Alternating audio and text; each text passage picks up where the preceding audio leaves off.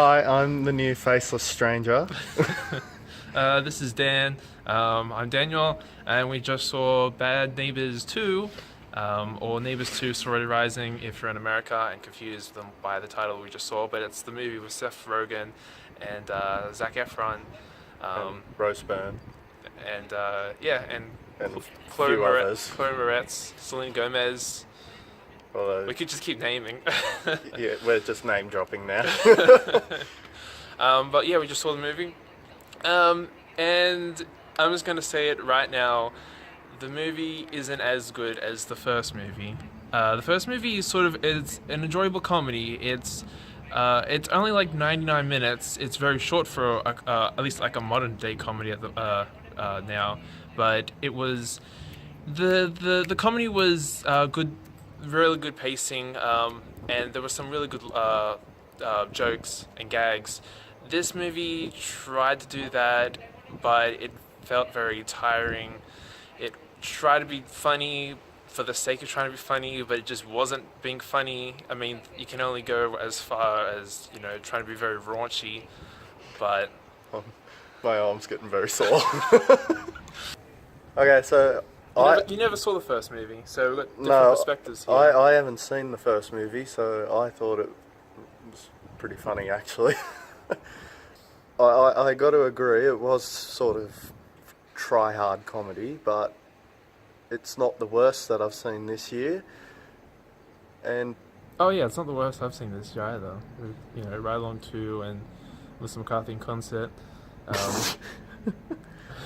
But it still wasn't that good. It's probably on the third worst on my list. It's no. it's like I feel like it's got some potential here, but I just don't think it was executed properly.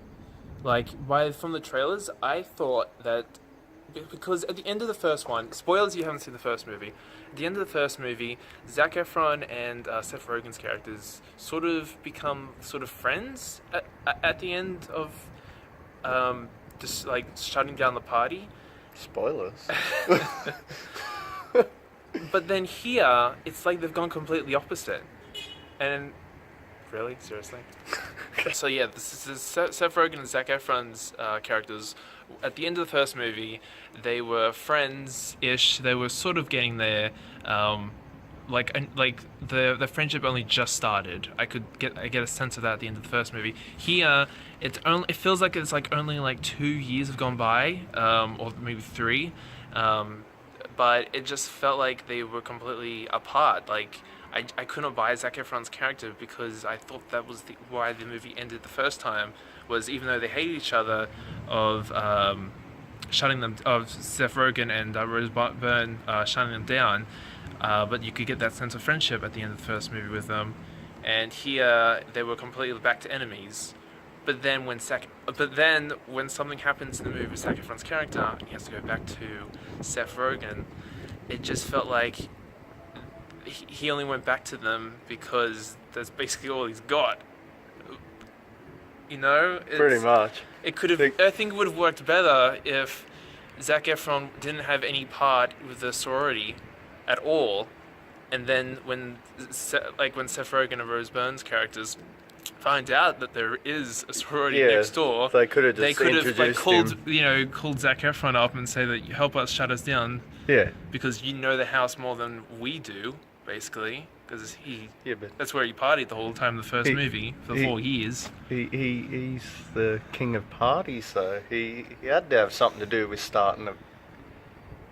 Yes, but And plus, he was depressed because he was undervalued. Yeah, but I got a sense of that with his friends, because his friends were in the frat party in the first movie. I got that when his friends trying to kick him out with the apartment of the proposal, but yeah, I got the sense that he was all alone and lonely, and didn't have anyone to turn to. I got that from that scene, and then we had to go through it again with him and the girls. Unlike the first movie, Bad Neighbours 2 is just as short as the first movie, I think, but it's not as consistent in laughs. There's only a couple laughs that I actually laughed at, but most of the time I'm just sitting here watching the movie and not laughing at all. It's like there's some good jokes here and there, but for the most part it's just It, I think I'm over Seth Rogen's shtick. Like, I liked Bad Neighbours. This is the End is hilarious, but then lately we've got The Interview, which is I the didn't see that. The World's End. What's the other one? The Night Before, the Christmas movie from last year, wasn't that good, and I feel like this is even slightly worse than the night before. What I did enjoy about the film was that they didn't try to be funny right through. They tried to have some serious moments. Yeah, so hopefully you guys like our reactions to Bad Neighbours 2. Tell us if there's any ways to improve this.